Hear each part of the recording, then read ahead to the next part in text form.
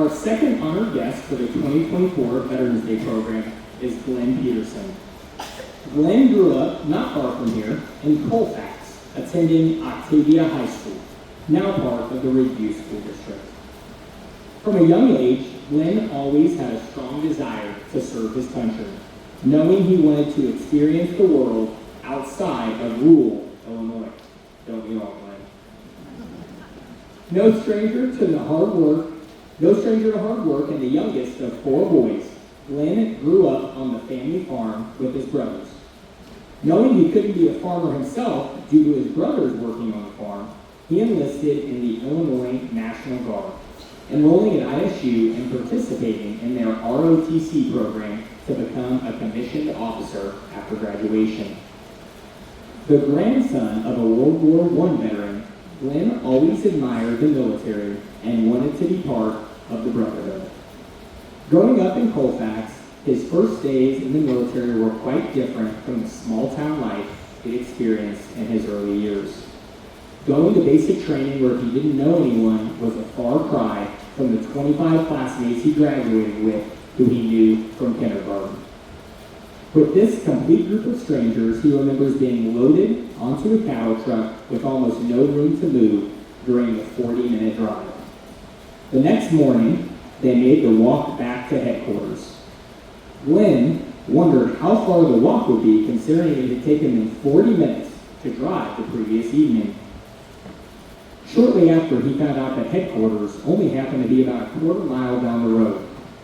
This was the first of many mental challenges the instructors threw at the soldiers in an effort to prepare them for what was to come. Glen recalled the respect and admiration that he had for the drill sergeants. The sergeants quickly identified ways to motivate the various soldiers in each platoon. Through all the challenges the soldiers faced in basic training, Glen could feel the immediate cohesion and cooperation that formed between members of his unit. The constant teamwork and communication is what made Glen's 35-year military career such a success. During his time in the service, he was deployed to Belgium, Iraq, Afghanistan, Ukraine, Jordan, Poland, and Egypt. Some of Glen's most significant time in the service occurred during a 19-month period that began in May of 2005. This tour included 7 months of pre-deployment training and another 12 months in Iraq.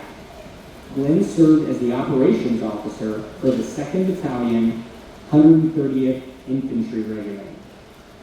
Located just outside of Baghdad in the Al-Anbar province, Glen's battalion was getting attacked 3 to 5 times per day.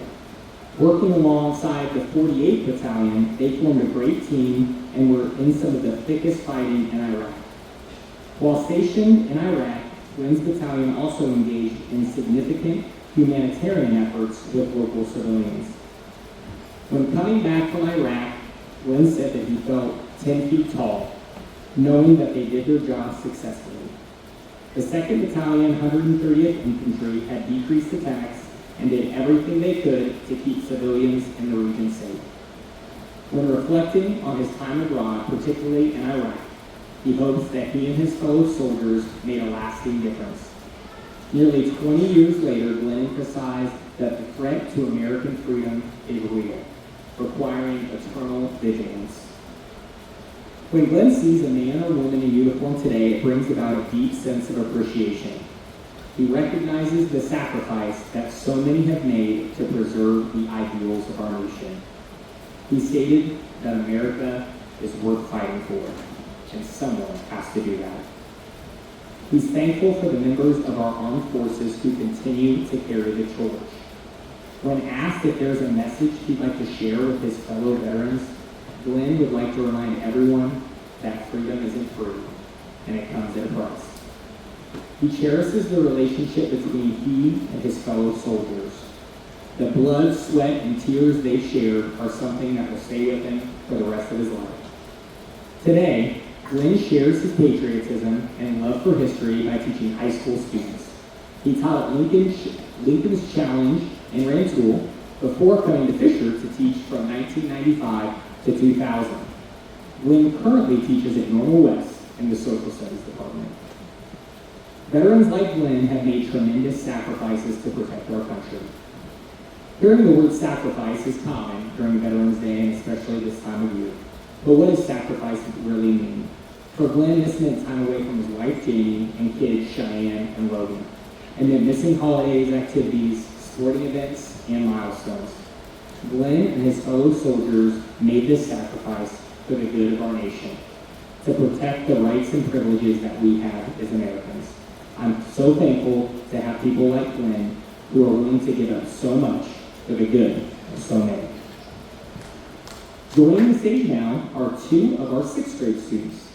They'll be asking Colonel Petersen various questions about his time in the service.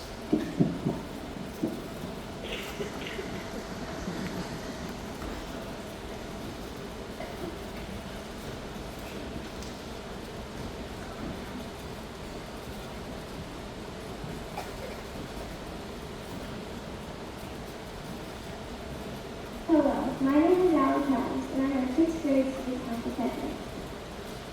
And my name is Judas Talk, and I'm the vice president of our 6th grade student council. You were picked to ask you questions about your life in the military. To begin, what was a day in your life like in the military?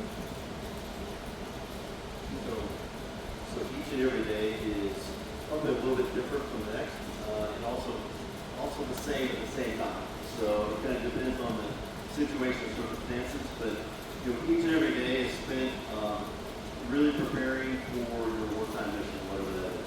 So that means a lot of equipment maintenance. To shout out to Chief Paul in the back there, right?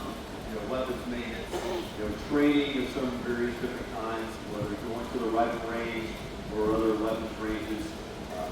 Maybe it's a maneuver training exercise, out in the woods or the desert, depending on where you're located, or some kind of a multinational training exercise, with our other international partners.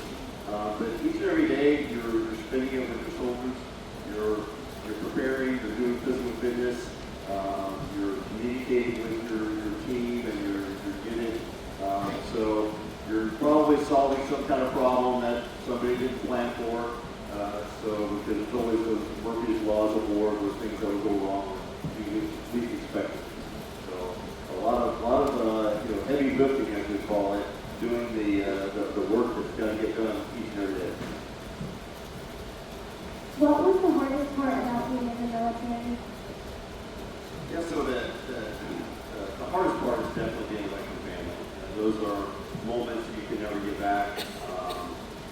And whether you're deployed or not deployed, there's always going to be those family events you're going to miss, a birthday, an anniversary, and then if you are deployed, then there's long periods of time when you're separated. And it never fails. That's when the thing goes wrong at home, is when you're not there.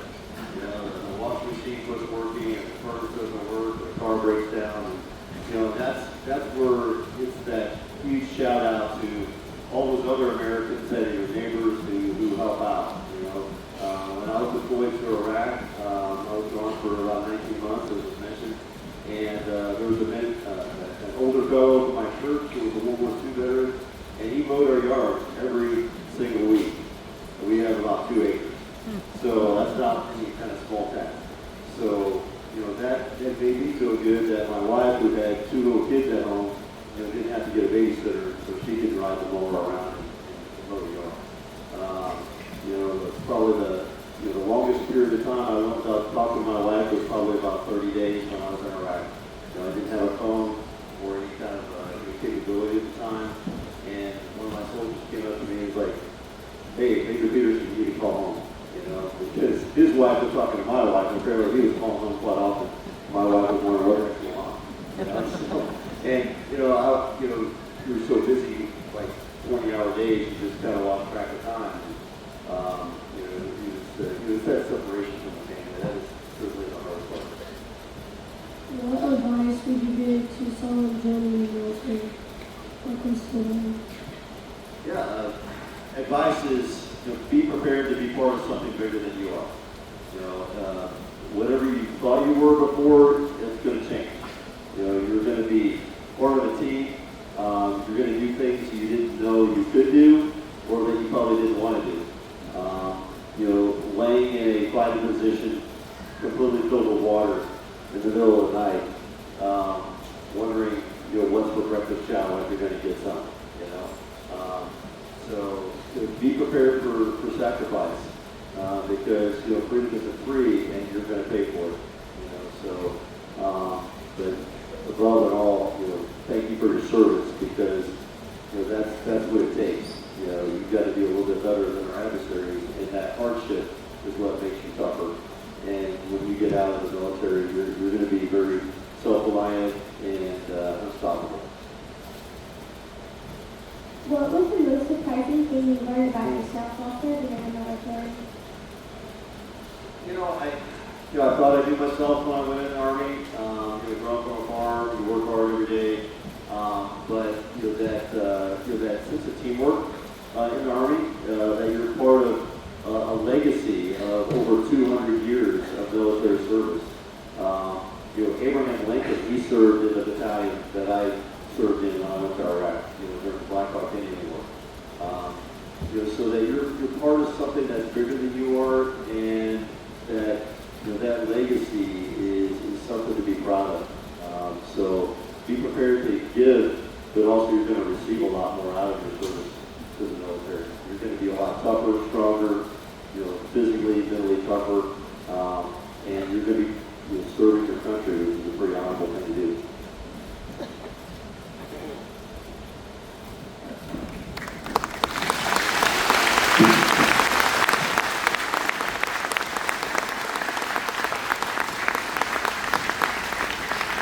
Thank you, Allie, Jace, and Glen. We appreciate you sharing those thoughts and memories on behalf of the Fisher community. Let's give it up for Colonel Glen Petersen, National Guard.